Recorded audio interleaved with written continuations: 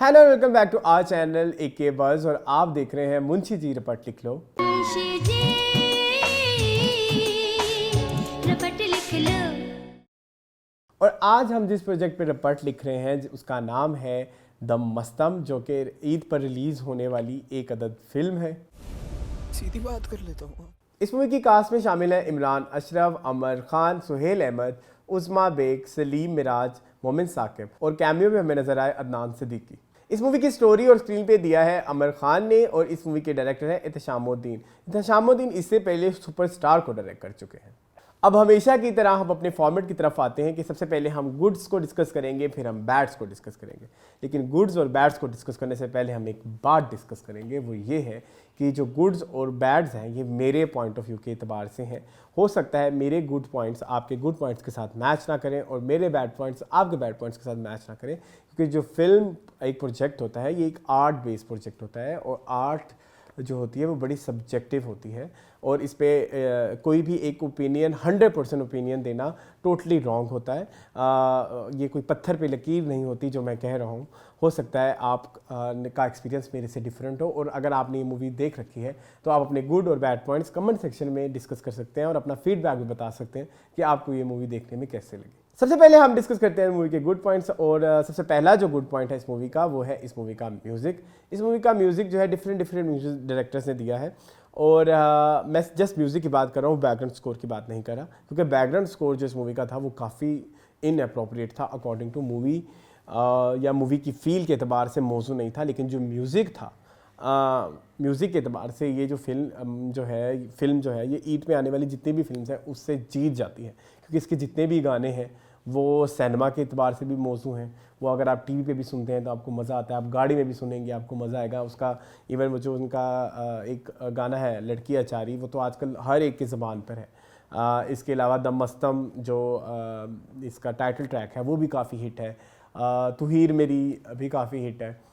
तो overall movie का music जो है वो उसमें काफ़ी फिल्मी फील भी है और उसमें प्लेबैक सिंगिंग का भी बाकायदा ख्याल रखा गया है कि जो जिस करेक्टर के लिए जो आवाज़ यूज़ की जा रही है क्या उस करेक्टर के बॉडी लैंग्वेज या उनके करेक्टर को के हिसाब से वो मौजू भी है कि नहीं। सो यस, म्यूज़िक जो है वो मेरा इस मूवी का पहला गुड पॉइंट है।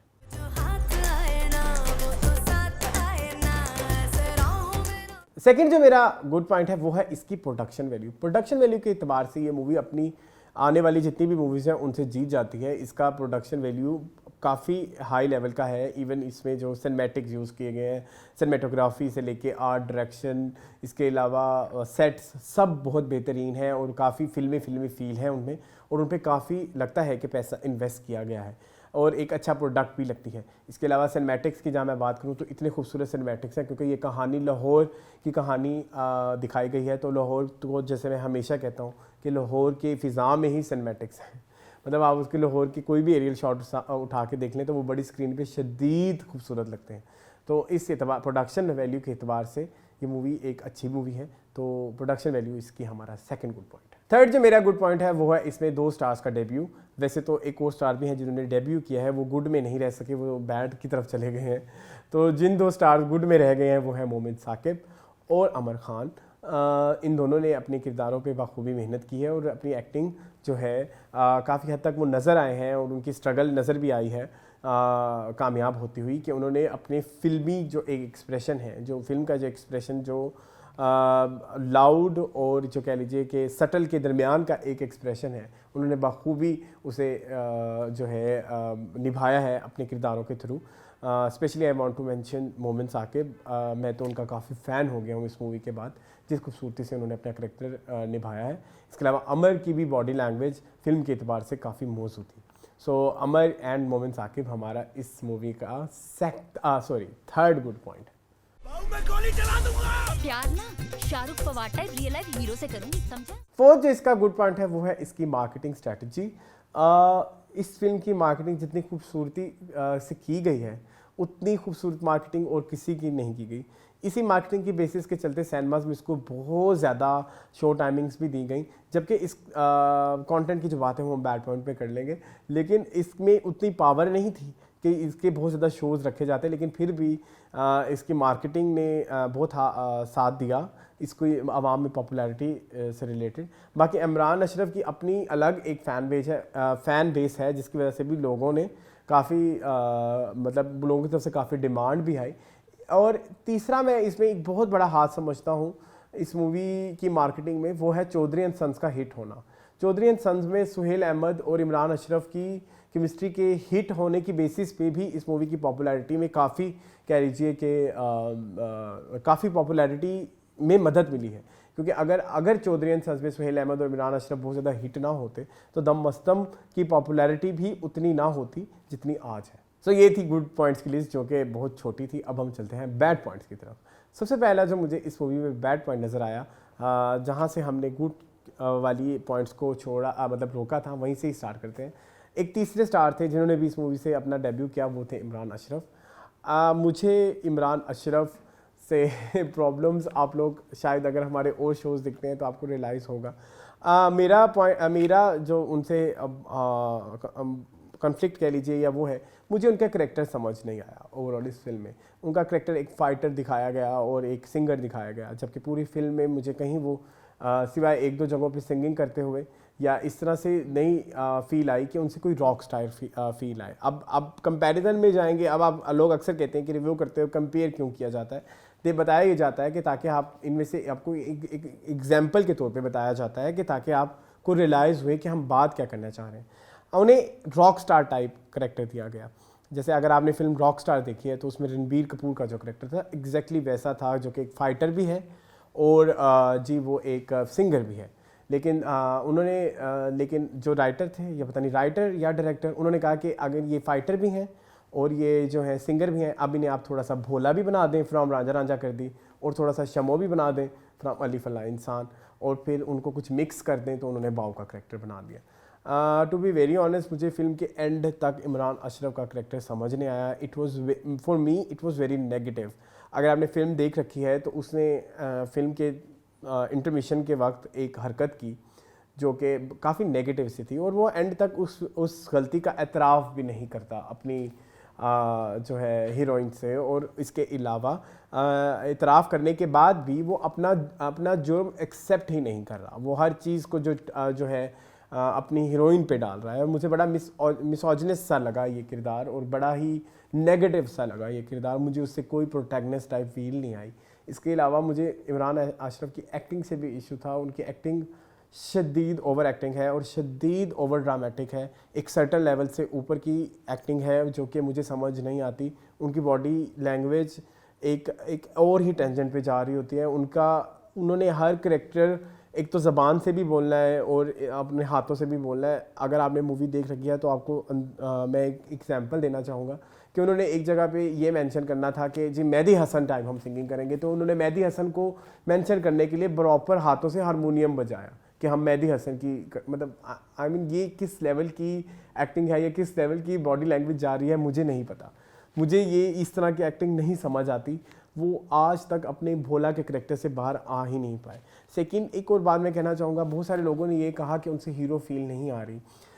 मैं उन लोगों की बातों से एग्री भी करता हूँ और डिसएग्री भी करता हूँ। ऐसा नहीं होता कि ऐसे करेक्टर्स, मतलब ऐसे किसी भी की अपीयरेंस से आप कहें कि उनसे हीरो फील नहीं आ रही। आपने अगर रांझना फिल्म देख रखी है, बॉलीवुड की एक फिल्म, तो अपीयरेंस वाइज वो हीरो इतना हीरो नहीं था। मतलब उसमें ना सिक्स पैक्स थे, ना वो इतना फेयर था जो कि हमारे यहाँ स्टैंडर्ड्स बन चुके हैं जो कि होने नहीं चाहिए, लेकिन फिर भी वो उसमें से हीरो फील आती है। नवाजुद्दीन सिद्दीकी की बेशुमार आपने फिल्में देख रखी हैं, आपको उससे भी हीरो फील आती है। हीरो फील आनी होती तो आपने रांझा रांझा कर दी, देखिए आपको उसमें से इमरान अशरफ से हीरो फील आती है। लेकिन बाव का करेक्टर जिस तरह से लिखा गया, माचो किस्म का म्यूज़िक डायरेक्टर, और जो हर एक से लड़ने वाला और कभी हार ना मानने वाला टाइप, तो वो इमरान अशरफ की बॉडी लैंग्वेज उस करेक्टर को मैच ही नहीं करती और उसकी अपीयरेंस उल्टा और ज़्यादा मैच नहीं करती। तो उस एतबार से भी उनसे वो हीरो की फील नहीं आ रही। तो इमरान अशरफ की कास्टिंग से लेके एक्टिंग और फिर एग्जीक्यूशन तक मेरा बैड पॉइंट नंबर 1 है, जो कि मेरे सभी बैड पॉइंट्स पे सबसे ज़्यादा भारी है। मुझे ये कहते हुए एक और भी डर ये लगता है कि हमारे यहाँ फ़ैन बेस इतनी स्ट्रॉन्ग है, उनमें इतनी कह लीजिए कि पेशेंस नहीं है, इतनी एक्सेप्टेंस नहीं है कि अगर कोई एक्टर गलत काम कर रहा है तो वो उसको एक्सेप्ट करें। देखिए बड़े बड़े एक्टर्स भी जो हैं वो भी कभी कभी ब्लंडर मार देते हैं। अब सरमद खूसट एक बहुत बड़े मैं अब एक्टर्स नहीं, मैं अब वैसे बता रहा हूँ, सरमद खूसट एक बहुत बड़े डायरेक्टर हैं। उन्होंने भी एक मोर महल टाइप एक प्रोजेक्ट किया जो कि उनका प्रोजेक्ट लगता ही नहीं है। मतलब उनसे भी बहुत बड़ी बड़ी गलतियाँ हुई हैं। या बहुत बड़े बड़े एक्टर जैसे अमिताभ जैसे एक्टर ने भी बहुत बुरी बुरी फिल्में भी की हैं, जिनमें बेशुमार फिल्में, अभी फ़िलहाल उनका नाम इंक्लूड करने से अब वीडियो को दोहराने थोड़ा बड़ा हो जाएगा। शाहरुख की बेशुमार फिल्में हैं जो गलत है। तो मुझे लगता है कि इमरान अशरफ जो थे इस करेक्टर के हवाले से मौजू नहीं थे। सो इमरान अशरफ जो है वो मेरा पहला बैड पॉइंट है।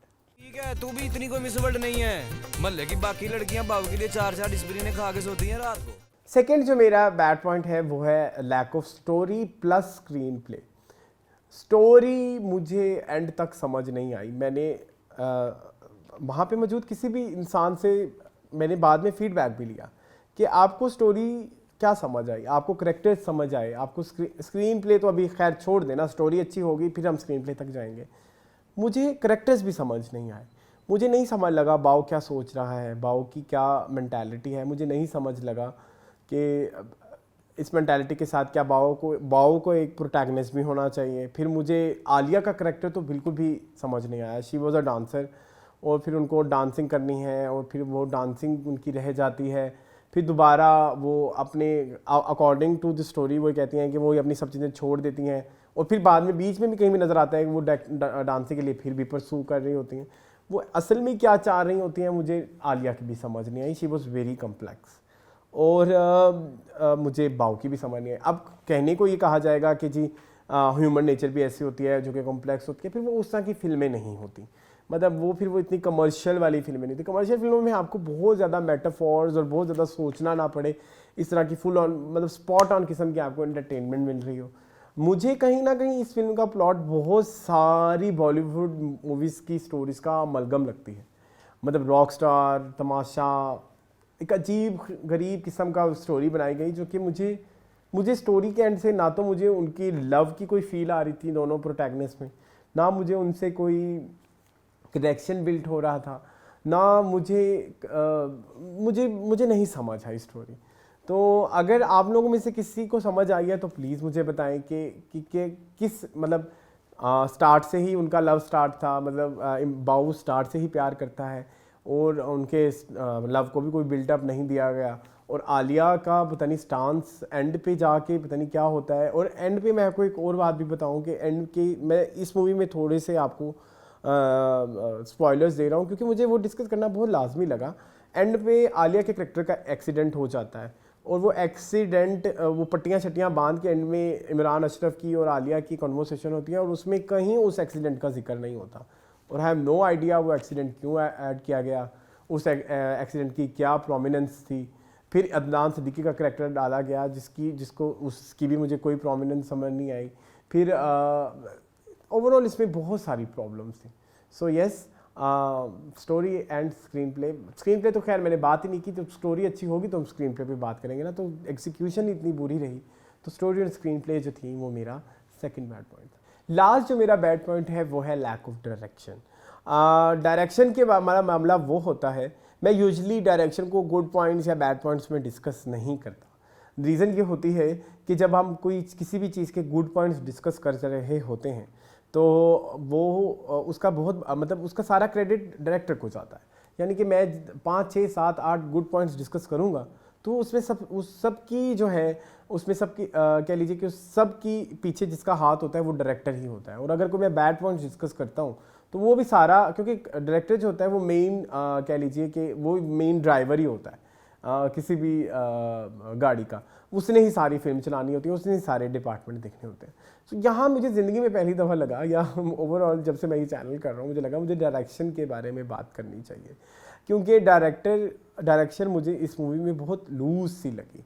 मुझे लैक ऑफ करैक्टराइजेशंस लगी, मुझे स्टोरी नहीं समझ आई, मुझे म्यूज़िक जो था वो स्टोरी के एतबार म्यूज़िक वैसे तो काफ़ी सिनेमैटिक फील लगता है, काफ़ी सुनने में भी अच्छा है, बड़े कैची गाने। म्यूज़िक मैं कहता हूँ काफ़ी बेहतर है, काफ़ी मतलब जितनी भी फिल्में आई हैं उनमें सबसे बेहतर म्यूज़िक किसी का है।